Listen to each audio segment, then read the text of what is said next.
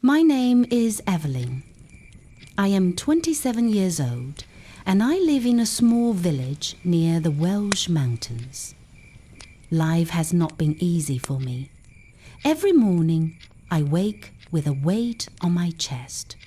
Every night I cry quietly so no one can hear. I want to escape this life, but I don't know where to go. When I was a little girl, life was sweet. My mother sang to me as I drifted to sleep. She cooked warm meals and kissed my forehead every night. My father worked as a baker, and he often came home with fresh bread that filled our cottage with the smell of happiness. I had one little brother, Oliver. He followed me everywhere and always smiled. But when I was 9, everything changed.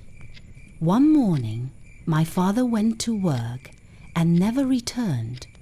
Days turned into weeks, and my mother wept by the window each night.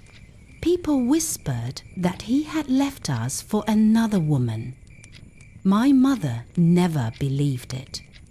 2 years later, she fell ill. She grew thin and pale, and her laughter disappeared. At 11, I became more than a child.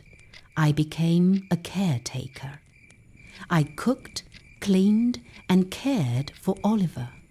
One night, my mother held my hand and whispered, "Evelyn, you are strong. Take care of your brother. Be brave." The next morning, she was gone. An uncle named Richard came to live with us. At first, he was kind. He paid the bills and told us to stay in school. But soon, the kindness turned sour. He drank heavily and became angry. A dropped spoon or a late return home could start a storm. One night, he struck me. Fear became my shadow. By 16, I met a boy named Lucas who worked in the small shop near my school. He had warm brown eyes and a gentle voice.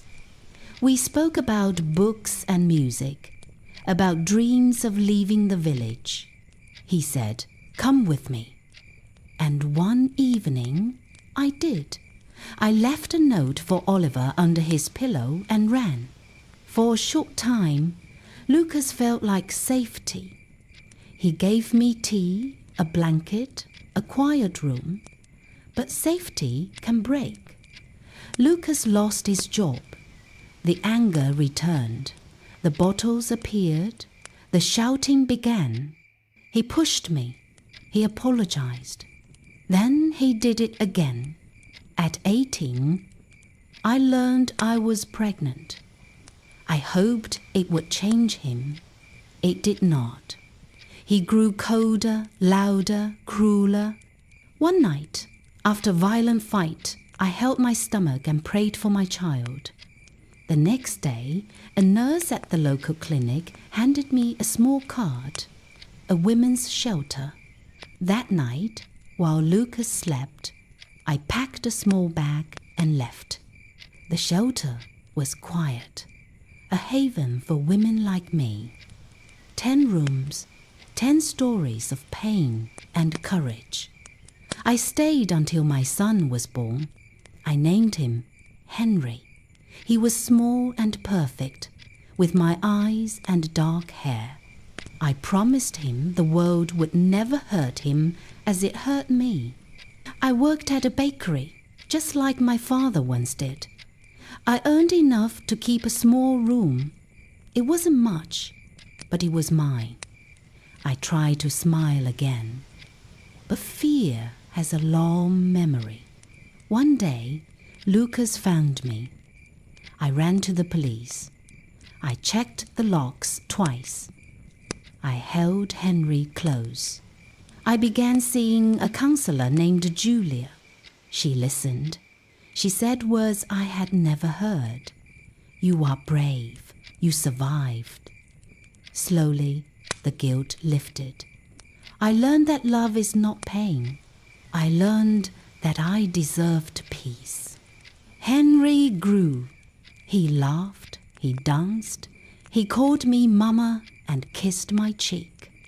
Life began to bloom again.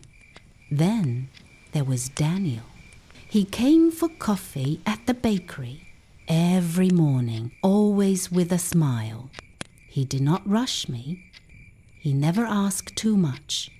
He carried bags, brought books for Henry, and said softly, "Love is safety." I wasn't sure if I believed him, but I wanted to. The years turned. I spoke to Oliver again, my little brother. Now a man, he forgave me. He said, "You saved yourself. You saved me too." And for the first time in years, I felt peace. One day, a letter arrived from Lucas. Apologies, promises, demands. I did not answer. I spoke to a lawyer. In a small courtroom, I stood tall and claimed custody of my son. Lucas did not come. The judge said, "Full custody to Evelyn." I cried with relief. Now I live in a small apartment with yellow walls and flowers on the windowsill. Henry laughs. Daniel is patient, and I no longer hide. My life is not perfect. I still check the doors. But I am not the frightened girl anymore. I am a woman who survived. I share my story to help others believe they can too. Thank you for listening to Evelyn's story. Today, you learned words of courage, phrases of kindness, and expressions of healing. Remember, language is not just grammar and vocabulary.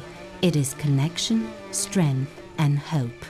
If this story touched your heart, please like, comment, and share. And join me again for another lesson through life and language. Goodbye, my dear listeners, and keep learning.